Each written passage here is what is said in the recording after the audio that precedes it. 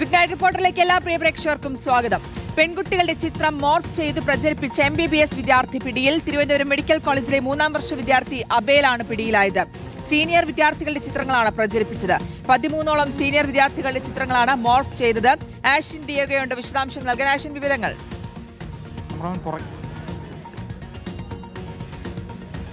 അശ്വതി, ഞാനുള്ളത് medical college police സ്റ്റേഷന് മുന്നിലാണ്. ഇവിടെയാണ് ഇപ്പോൾ MBBS വിദ്യാർത്ഥികളുടെ നേതൃത്വത്തിൽ പ്രതിഷേധം നടക്കുന്നത്. കാരണം ഈ മോർഫിംഗ് കേസിലെ പ്രതിയായിട്ടുള്ള ഏബലിനെ മെഡിക്കൽ കോളേജ് പോലീസ് കഴിഞ്ഞ ദിവസം പിടികൂടിയിരുന്നു. പക്ഷേ അയാൾക്ക് ജാമ്യം ലഭിച്ചിട്ടുണ്ട് എന്നുള്ളതാണ്. അതിന് കാരണം മെഡിക്കൽ കോളേജ് പോലീസിന്റെ ഭാഗത്തു നിന്നുണ്ടായ വീഴ്ചയാണ്.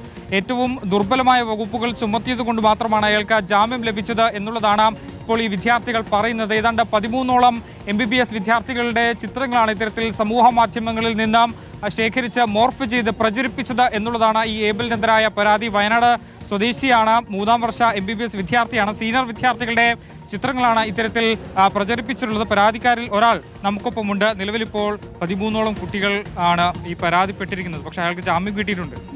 ഇപ്പോൾ ഈ പ്രതിഷേധം എന്തിനാണ്? ഇന്നലെ രാത്രി ഞാൻ വന്നൊരു പരാതി തന്നു. ഞാനും വേറൊരു കുട്ടിയും തമ്മിൽ രണ്ടുപേരും തമ്മിൽ എൻ്റെ ബാച്ചിലർ എൻ്റെ ബാച്ച്മേറ്റുമായിട്ട് വന്നാൽ തന്നെ. പക്ഷേ അവളുടെ പരാതി ഇന്നലെ റെക്കോർഡ് ചെയ്തിട്ടില്ല. അവൾക്ക് സമയമില്ല. ഞാൻ ഇന്നലെ ഇവിടുന്ന് പോയത് 4:30. ഇന്ന് പുലർച്ചെ 4:30 ഞാൻ ഇവിടുന്ന് പോകുന്നത്. മറ്റേ കുട്ടിയുടെ പരാതി ഇന്നലെ സമയമില്ല എന്ന് പറഞ്ഞ് റെക്കോർഡ് ചെയ്തിട്ടില്ല. രണ്ടുപേര് പരാതിപ്പെട്ടു, അതിൽ ഒരാളുടെ പരാതി മാത്രം ഇതാക്കിയിട്ടുള്ളൂ. അത് കഴിഞ്ഞിട്ട് ഇന്ന് ബാക്കി ജൂനിയർ ബാച്ചസിലെ വിക്ടിംസിനെ കൊണ്ട് രാവിലെ 10 മണിക്ക് ഞാൻ ഇവിടെ എത്തിയതാണ്. അവരുടെ എല്ലാം പേരും നമ്പറും എഴുതിയെടുത്തിട്ട് മൊഴിയെടുക്കാം എന്ന് പറഞ്ഞിട്ട് വിട്ടേക്കുക. എന്നിട്ട് ഇന്നലെ എൻ്റെ കൂടെ വന്ന എൻ്റെ ബാച്ച്മേറ്റ് പിന്നെയും രാവിലെ വന്ന് പറഞ്ഞപ്പം പറഞ്ഞ് ഇപ്പം എന്താ അവളുടെ മൊഴിയെടുത്തു. ഇന്ന് ഇത്രയും പേരുടെ കേസ് പോവുകയാണെങ്കിൽ ഒരിക്കലും അത് ജാമ്യം കിട്ടില്ല. നോൺ ബെയിലബിൾ ഒഫൻസ് തന്നെ ഇട്ടേക്കുന്നത്. എന്നിട്ടും എൻ്റെ ഒറ്റൊരാളുടെ പേരിലാണ് ആ കേസ് പോയേക്കുന്നത്. ബാക്കി അവരുടെ പേരോ സാധനങ്ങൾ അവർ റെഡിയാണ്, വന്ന് മൊഴി തരാൻ റെഡി ആയിട്ട് പോലും അത് എടുത്തിട്ടില്ല. മറ്റ് പരാതിക്കാരുടെ പരാതി പോലീസ് സ്വീകരിക്കുന്നില്ല, അവരുടെ മൊഴി രേഖപ്പെടുത്തുന്നില്ല. ഇന്ന് ബെയിൽ കിട്ടാതെ വന്നപ്പോൾ ഞാൻ CI സാറിനെ കയറി കണ്ട് പറഞ്ഞു, ഇങ്ങനെ പറ്റില്ല എന്ന് പറഞ്ഞപ്പോൾ പുള്ളി പറഞ്ഞു എൻ്റെ ബാച്ച്മേറ്റായ മറ്റേ വിദ്യാർത്ഥിയുടെ മൊഴി എടുത്ത് ഇന്ന് സെപ്പറേറ്റ് ആയിട്ട് ഒരു FIR ഫയൽ ചെയ്യാം, അത് കുറച്ചുകൂടെ സ്ട്രോങ് ആവുമെന്ന് പറഞ്ഞതിൻ്റെ ആ ഒരു പ്രോമിസിന് മേലെയാണ് ഞങ്ങൾ അവിടെ നിന്ന് ഇറങ്ങിയത്. അത് കഴിഞ്ഞിട്ട് ഇത്രയും നേരം ആ കൊച്ചിനെ മൊഴി എടുക്കുമായിരുന്നു. മൊഴി എടുത്തതിന് ശേഷം അത് FIR ആക്കാൻ പറ്റില്ല എന്നാണ് പറയുന്നത്. പോലീസുകാർക്ക് ഇതിൽ എന്തെങ്കിലും ഈ ഏബലുമായിട്ട് എന്തെങ്കിലും ബന്ധം? അതിനെപ്പറ്റി യാതൊരു ഐഡിയ ഇല്ല. പുള്ളി ആരും എന്തൊക്കെയോ പറയുന്നു. ആരും ഞങ്ങളോട് പറഞ്ഞ് ആ കുട്ടി മുഴുവൻ മൊഴി കൊടുത്തതിന് ശേഷം പറയാണ് 5 പേരെ ഒരാൾ വന്ന് അടിച്ചാൽ ഒരാളുടെ കേസ് മാത്രം പോരെ, എന്തിനാ 5 പേരുടെ കേസ്? അതാണോ എൻ്റെ മാനത്തിനും അവളുടെ മാനത്തിനും സെപ്പറേറ്റ് വിലയില്ലേ? 5 അങ്ങനെ ആ പുള്ളി ചോദിക്കുന്നത്. പുള്ളി പറയുന്ന എക്സാമ്പിൾ ഇതാ. CA ഇല്ലേ, SI പറയുന്നത്. ഇതാണ് പറയുന്നത്. എന്നിട്ട് ഞാൻ ചോദിച്ചു, ഞാൻ കേസ് തന്നെന്ന് വെച്ചിട്ട് അവൾക്ക് സെപ്പറേറ്റ് FIR ഇടാൻ പറ്റാത്ത ഏതെങ്കിലും വകുപ്പുണ്ടോ എന്ന് ചോദിച്ചപ്പോൾ പുള്ളിക്ക് ഉത്തരവില്ല.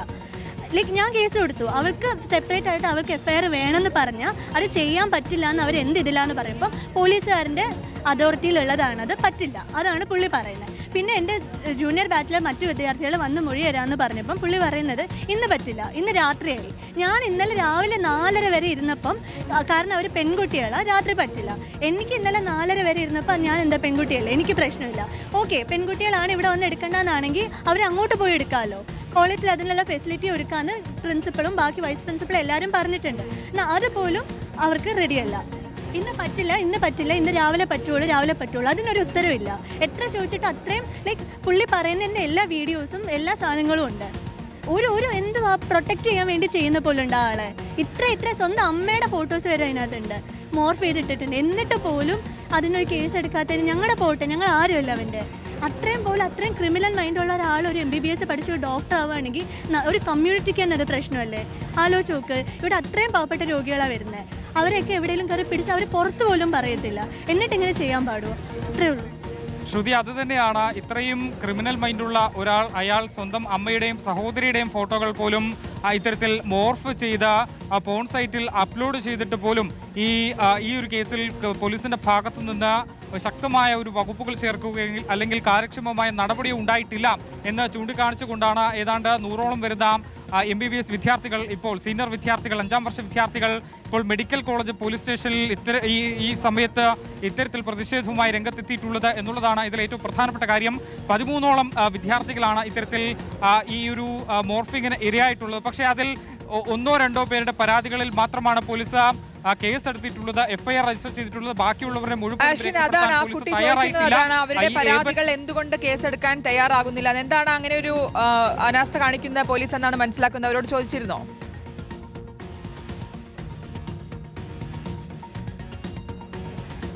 അശ്വതി, ചോദ്യം ഒന്നുകൂടി ആവർത്തിക്കാമോ? ഈ കേസെടുക്കാൻ കഴിയില്ല, കൂടുതൽ പരാതികളിൽ കേസെടുക്കാൻ കഴിയില്ല എന്നുള്ളതാണല്ലോ പറയുന്നത്. ഇപ്പോൾ നേരത്തെ പെൺകുട്ടി പറഞ്ഞതും ഒരു കേസെടുത്തല്ലോ എന്നുള്ള രീതിയിലാണല്ലോ ചോദ്യം ഈ തിരിച്ച് പോലീസിന്റെ ഭാഗത്ത് നിന്ന് വരുന്നത്. എന്താണ് യഥാർത്ഥത്തിൽ പോലീസ് അങ്ങനെ ഒരു കാര്യം പറയുന്നത്? എന്തുകൊണ്ടാണ് ഇങ്ങനെ കേസെടുക്കാൻ കഴിയില്ല എന്ന് പറയുന്നത്? അശ്വതി, പോലീസിന്റെ ഭാഗത്തു നിന്ന് വിശദീകരണമായി നമുക്ക് ലഭിക്കുന്നത് ഇത് ഒരാൾക്കെതിരെയുള്ള കേസുകളാണ്. ഇത്തരത്തിൽ